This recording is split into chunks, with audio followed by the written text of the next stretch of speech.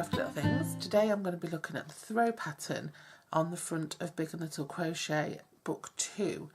One of my viewers said that she was having trouble with the pattern, so I thought I'd have a look at it and do a little walkthrough of it. Not a complete walkthrough of it, because some of it, you know, it's quite a big item, so it'll be quite a long time to go through it all. What she said was that the yarn that it suggests has been discontinued, which isn't very good. And I have had a look, and I can find it in different colours, but not in this gorgeous sort of duck eggy colour. So all I suggest is check out what sort of weight yarn it is, and then buy it from a different brand in that colour, in a similar colour or something, if you really want this sort of duck eggy colour, which is really popular at the minute. So I can understand why people would want to stick to this colour. Right, you need an 8mm hook for that, so I'm using the one I just got free with this kit. If you're not sure what this is a part work by a company called Hachette, and they you subscribe. Well, you don't sort of subscribe. You pay every month for a couple of books, and you get free gifts for them, and you get yarn in them to carry out a product and things like that. There's been a bit of to undertake a product, to undertake a project. I'll get my words right in a minute. Sorry, it's really early in the morning. Yeah, so there's been a few teething problems with it, I've read a lot of, I haven't had any problems personally, but I've read a lot of people who've had problems getting their books on time and getting them in the right order. I haven't had those problems. I did wait a little while for my first lot to come, but it wasn't anything anything more than they'd sort of advised. And then there have been problems with patterns in the books. Each book you get a pattern to make a hexagon to put together to make a blanket at the end, and there's been some real issues with them. So hopefully they'll be sorted out now. So I'm going to have a go at this one then. What I'm going to use is, I'm just going to use a chunky yarn. This is just a yarn from Mariner's Yarns. I like Mariner yarns. I'll give them a bit of a plug. I'm not sponsored, they don't gift me, but I am going to give them a plug because I've used them for a long time. They're just such good value for money, if you're a beginner especially. You know, if you don't want to be laying out lots of money, if you're not sure whether you can actually do knitting or crochet, if you're just practicing. But they're just great. They've got a really nice range. They haven't got an enormous range like Stylecraft, but they've got a good range. They've got a good range of colours in DK, and their DK is only £1 for a 100-gram ball, which is really good. And this chunky is only, look how chunky and lovely it is. This is only £1.25 for a 100-gram ball as well. And then they do a super chunky, which is £1.25 as well. So, you know, it's really good. It's good stuff, and really great value. And their service is great as well. They used to have it used to take a little bit longer to deliver. They deliver a little bit more quickly now. I don't think that was them. I think it was the courier that they used. Right, so I'm going to just use that and the 8mm hook. And what we need to do with this one for the pattern is start off with a chain of 80. Well, I didn't want to do that because obviously a chain of 80 is pretty straightforward. So I think I've spotted a bit of a problem in the pattern, but I'm not sure. I'm just going to check that in a minute. So I did a chain of 80, and then into each one of those, then you chain, then you do a double crochet in US terms, a treble in UK terms, into your 4th chain from the hook, which essentially gives you, so imagine I'd gone this way, so that essentially gives you another double crochet, and then you have, I think it was 78 double crochets, one into every stitch in the chain to the end. So I've already done that because that's pretty straightforward. Now when we talk about double crochets in US terms, we're talking about trebles in UK terms. and I'd better get back into UK terms because this book actually is in UK terms. So that's where we're at the moment. So we've done our foundation row, and this is what this is called, foundation row, okay? You've got your 80 chains, and then you've got your first row of stitches, which gets you started. So the pattern, I'm going to zoom in a bit now so that you can see my hands a bit better and hopefully stay in shot, because I am terrible at staying in shot. So the first row then says to count to make 3 chains, 1, 2, 3, and that again is going to count as our first treble. Then you miss a stitch at the base of the chain, so I'm missing a stitch at base of chain, so I'm missing this one, I guess, because this is the chain, so this is at the base of it. Sorry, my glasses keep sliding off my face. So I'm not touching this stitch here. Okay, now these are our stitches, but they're called posts, and they're not called posts in this pattern, and I think that's a little bit confusing because we tend to call the top here the stitch and this the post. So they're calling these stitches, so that might be confusing for some people. So we missed this one, and then we double treble. It says DTRB, which is a double treble in the back post double treble, essentially, which is you go behind the post and do your stitch, yeah? So you're doing a double treble, which is a treble in US terms, double treble in UK terms. So you yarn over twice, and then you're going behind the post, so you'll put your hook behind the post, not in the stitch, behind the post. You'll pull your yarn through, and you'll yarn over, pull through 2, yarn over, pull through 2, yarn over and pull through 2. And there you've got your stitch behind the post, which these are calling a DTRB. And now what it's saying is to DTRF, which means double treble in the double treble around the front post. So what that means is you yarn over twice, and then you want to come over in front of this stitch. Yeah, you want to come over the top of this stitch. So you put your hook in the back behind it, lay your hook over the top of the stitch, pull your yarn through, put it right through, so you've got 4 on the hook, and then yarn over, pull through 2, yarn over, pull through 2, yarn over, pull through 2. And that's what's called a front post stitch. So that was a back post, that's a front post, and that's because you've gone behind the stitch to the back of the stitch, and this one you've gone to across the front of the stitch. Okay, so let me just take my hook out and just explain that a bit further. So this is the post, or the stitch, whatever you want to call it. You see that clearly there.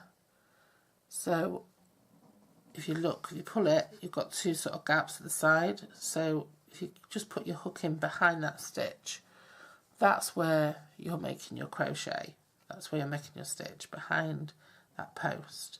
And on a front post, you're coming across the front of it. But obviously to get across the front of it, you're having to come in through the back to lay across. So you're coming in through the back and then pulling your yarn through across the front of that stitch.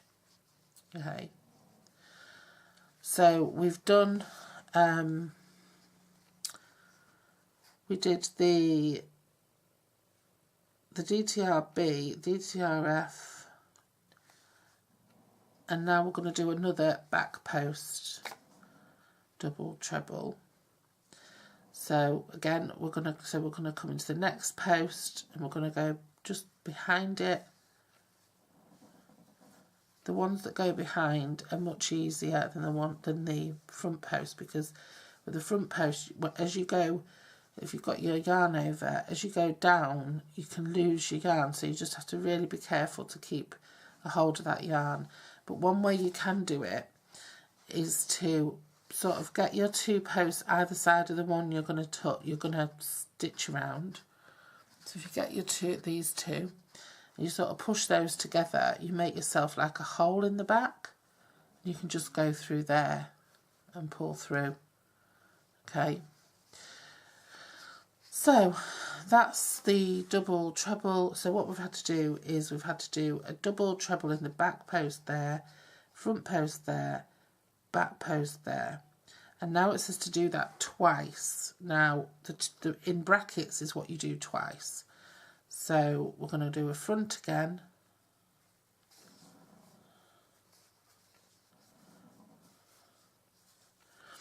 And then we're going to do a back. And what this does is it creates like a ribbed effect or a ridged effect.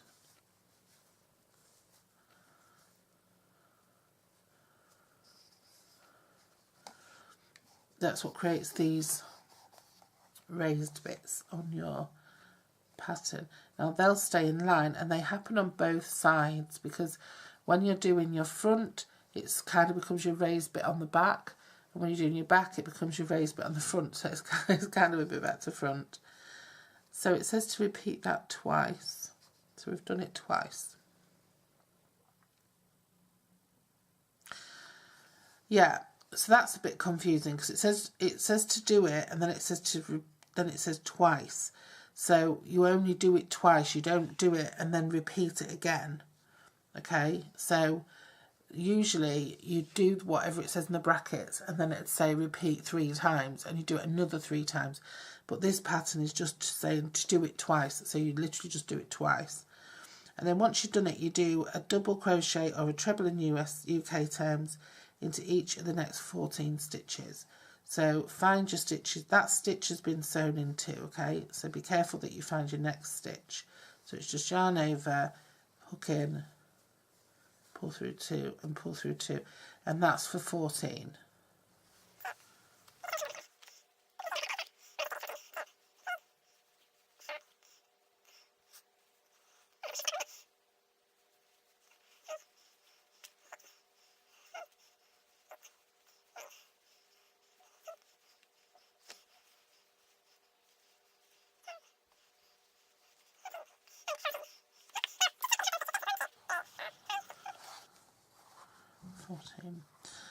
Yeah, so you've got like your 3, so you're going to have like 3 channels of ridging. If you look on your back, you've got 3 channels, and on your front you've got 3 channels. Right, so what was I going to say? I was going to say something important. I forgot what it was. Right, I can't think of it, so we'll crack on. So after you've done your 14, then you double treble in the back post around the next stitch. So 1, 2 over, and we're going to go in the back. So go like that.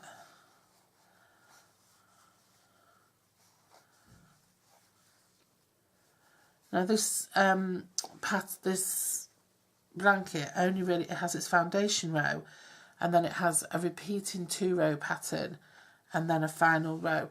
So I'm just going to do the first 2 rows, because if the 2 rows are right, then they're just repeating throughout, so they're going to be right throughout. So we've done that into our back post then. Did our 14, a double treble into the back around the next stitch, and then we're going to do a double treble front,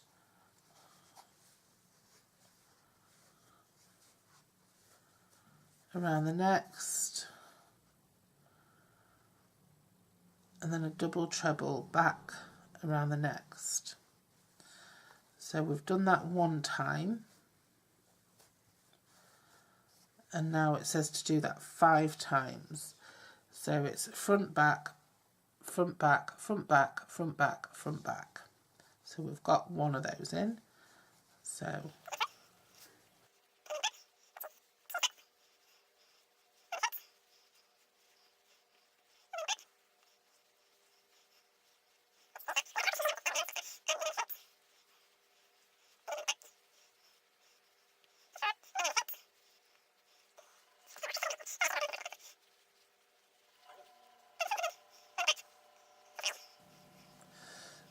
sometimes you'll see when I'm sewing, I go into this technique where I sew across the back of my finger, and that's how I learned to crochet. I couldn't crochet holding it in the conventional way.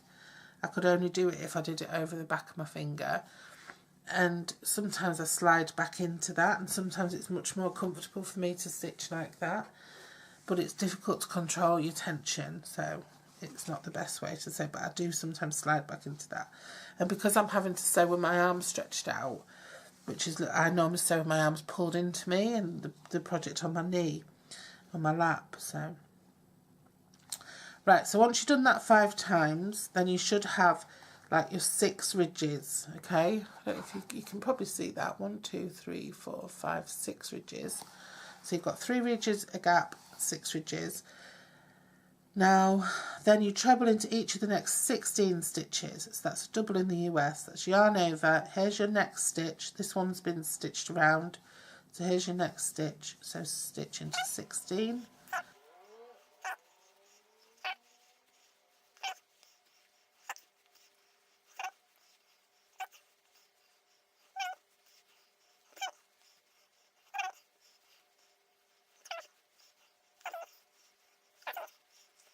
And 16. Now with a nice chunky yarn and a big hook like this, it's so much easier to see, to get your hook into the right space. So this is quite a good beginner's project really. It's just getting around those ridges. So that's 1, 2, 3, 4, 5, 6, 7, 8, 9, 10, 11, 12, 13, 14, 15, 16. I always do check, especially if it's only 14, 16 stitches, you have to check. It's different if it's 156. You don't want to count those every time. You want to trust yourself. So after those, we double treble around the back post. So it's go behind. Should be getting the hang of this by now.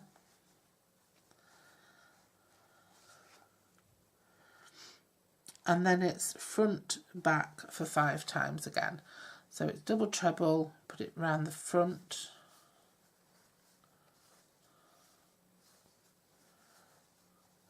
double treble around the back. So that's 1, double treble around the front.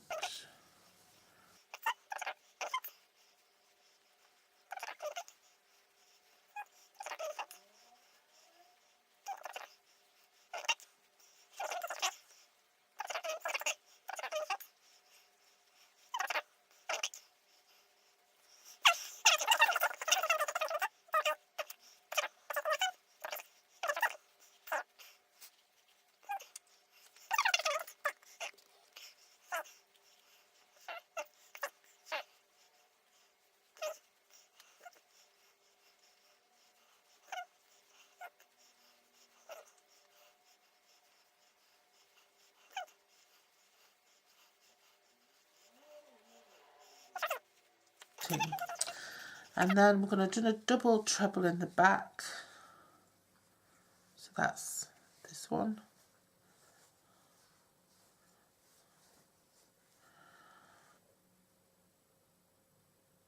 And then we're going to go around the front of the next stitch.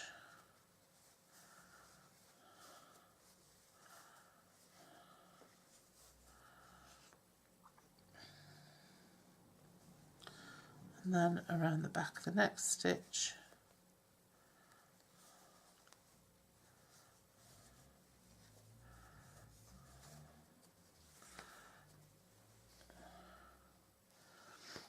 And we're going to do that twice.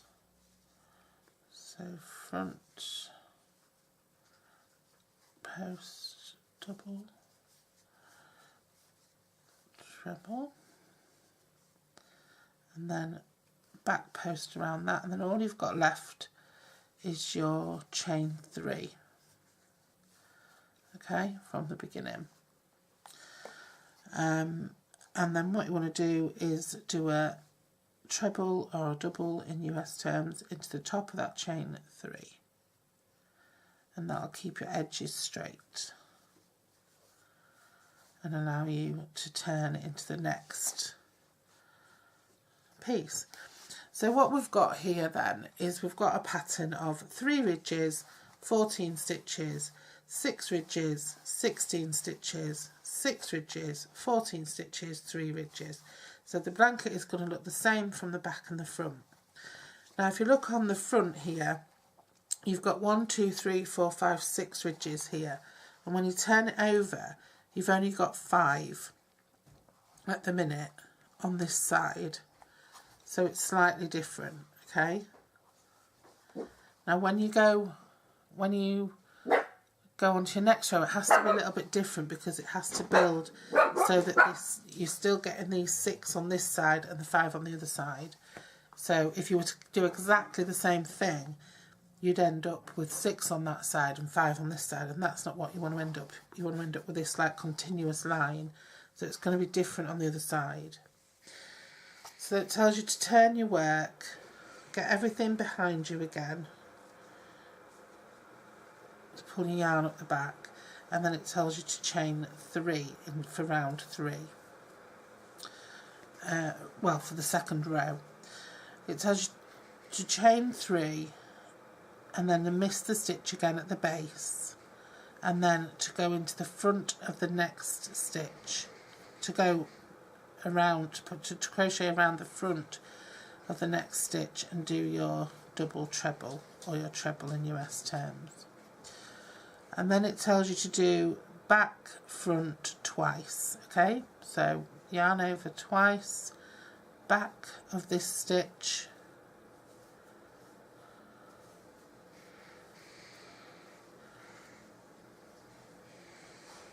front of this stitch,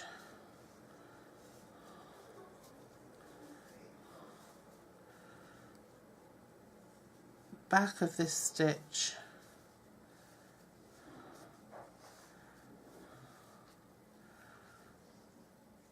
and the front of this stitch. Okay, so you've got your 3, you've got your 2 rows continuing here, and you've got your 3 continuing on the back.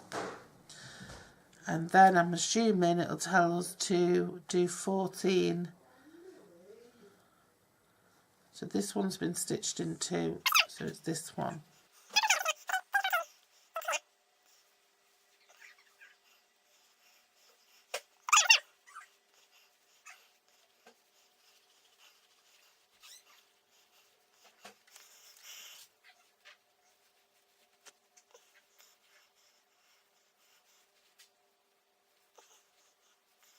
Right, so now we've done our 14. Now if you look on the back, that's a ridge on the back there. So it's saying a double treble front post around the next stitch. Now I think it might be a back post, but actually, let's just try it as a front.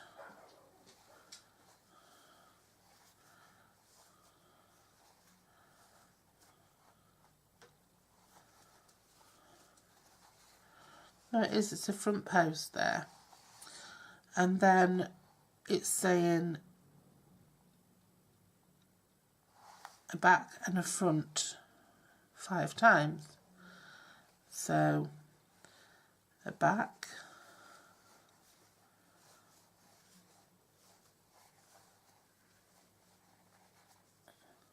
and a front.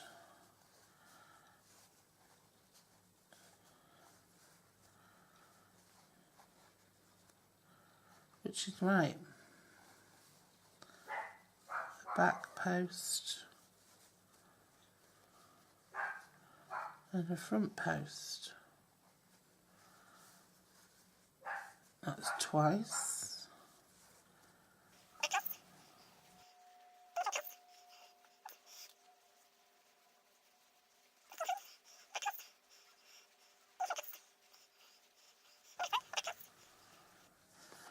And then you've got your, you see 1, 2, 3, 4, 5 on the back, and then you should have 1, 2, 3, 4, 5, and then this last one, which is your front post, will make your 6 on the other side.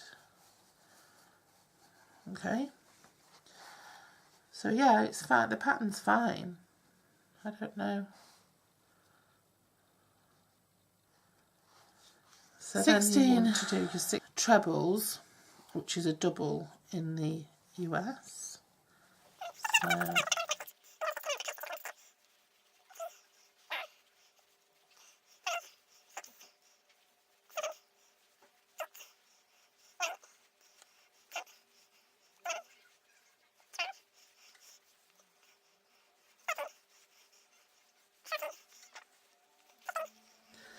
So we've got our 16 spaces, and now we're back.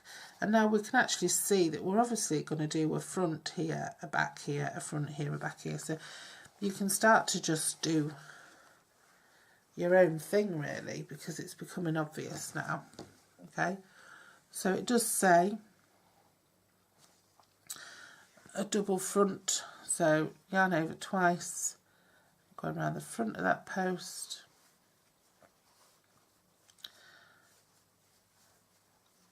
and then it's saying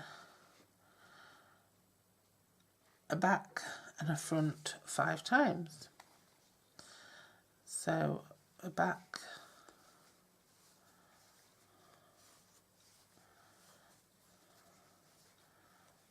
a front.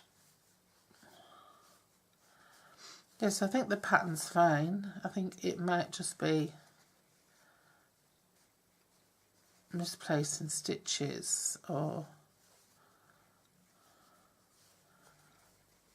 not quite getting the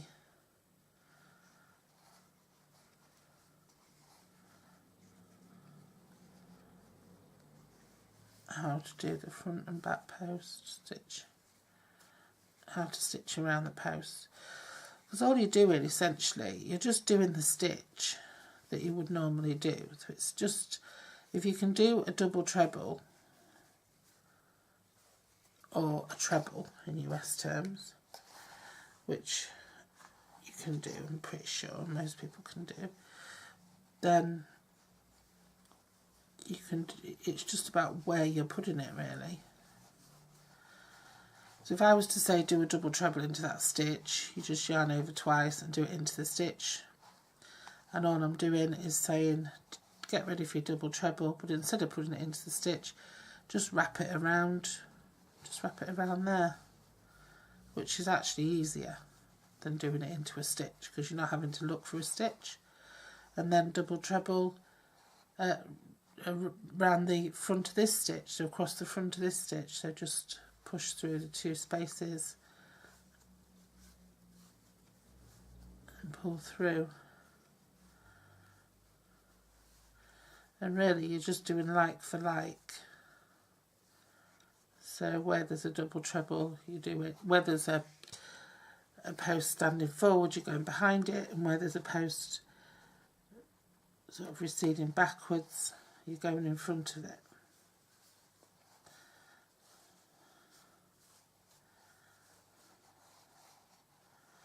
And then there we have again, we've got the 5 ridges on the back and the 6 ridges on the front.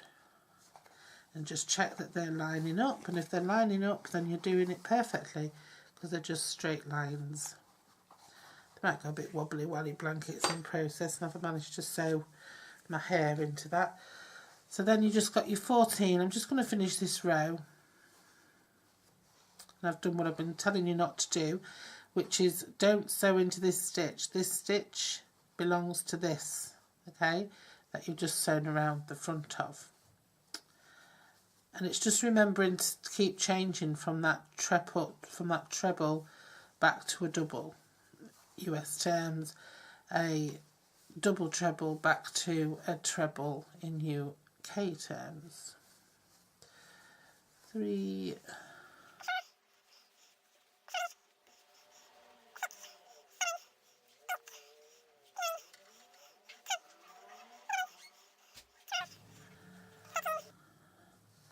14. And now just to finish that pattern off, you can see you've got your back ridge, so you know without even looking at the pattern, yarn over twice and go around the front of that stitch.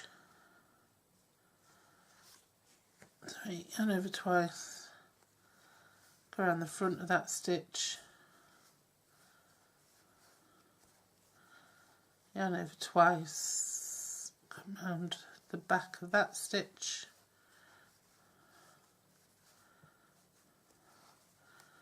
yarn over twice, go around the front. And this sort of ridging is really useful for things like the cuffs of garments, for the brim of a hat.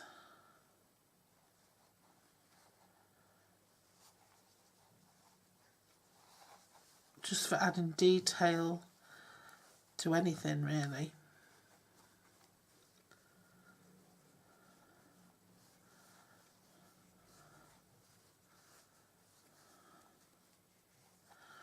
And then you're on to your very last, where you pop in a treble, double in US terms. I've wrapped around too many times.